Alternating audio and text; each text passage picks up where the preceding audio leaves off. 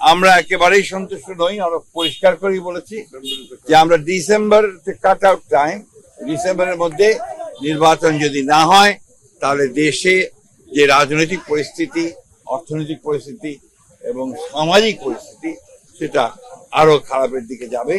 উনি এই কথা বলেননি যে ডিসেম্বরে হবে না, কিন্তু জুন পর্যন্ত নিয়েছেন।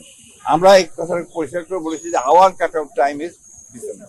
এবং প্রধান যে বিষয়টি ছিল সেটি হচ্ছে নির্বাচনের সুনির্দিষ্ট রোডম্যাপ, যেটা আমরা বেশ কিছু কাল থেকেই বলে আসছি, সেই বিষয়ে তাদের সঙ্গে কথা বলেছি।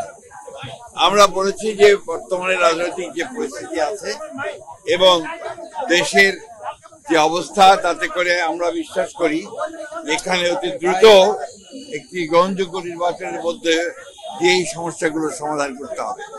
ওই একই সঙ্গে চলমান যে সংস্কার কমিশনগুলো করা হয়েছে, উদ্যোগ নেওয়া হয়েছে সরকারের পক্ষ থেকে, আপনারা জানেন যে আমরা সেগুলোতে সম্পূর্ণভাবে সহযোগিতা করছি।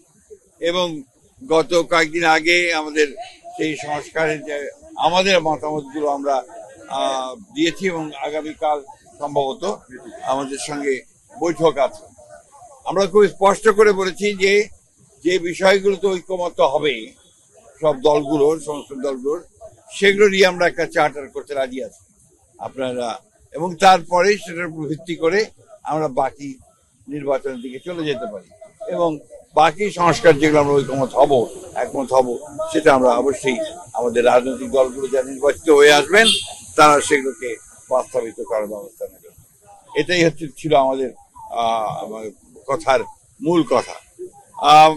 প্রধান উপদেষ্টা মহোদয় তিনি তার সুনির্দিষ্ট কোনো ডেডলাইন আমাদের দেননি। তিনি বলেছেন যে ডিসেম্বর থেকে জুনের মধ্যে তিনি নির্বাচন শেষ করতে চান। এই কথা তিনি আজকে আবার বলেছেন। আমরা একেবারেই সন্তুষ্ট নই। আমরা পরিষ্কার করেই বলেছি যে আমরা ডিসেম্বর কাট আউট টাইম, ডিসেম্বরের মধ্যে নির্বাচন যদি না হয় তাহলে দেশে যে রাজনৈতিক পরিস্থিতি, অর্থনৈতিক পরিস্থিতি এবং সামাজিক পরিস্থিতি সেটা আরো খারাপের দিকে যাবে। সেটা তখন নিয়ন্ত্রণ করা বেশ কঠিন হবে। আমরা আবার আপনাদের সামনে আসবো, আলোচনা করে দলের সঙ্গে, দলের অন্যান্য মিত্র দল আছে তাদের সঙ্গে আলোচনা করে তখন আবার আপনাদের সামনে আমরা ডিসেম্বর থেকে জানুয়ারি না জুন, না ডিসেম্বরও হতে পারে, এটা ডিসেম্বরের কথাই বলা হয়েছে। উনি এই কথা বলেননি যে ডিসেম্বরে হবে না, কিন্তু জুন পর্যন্ত নিয়েছেন।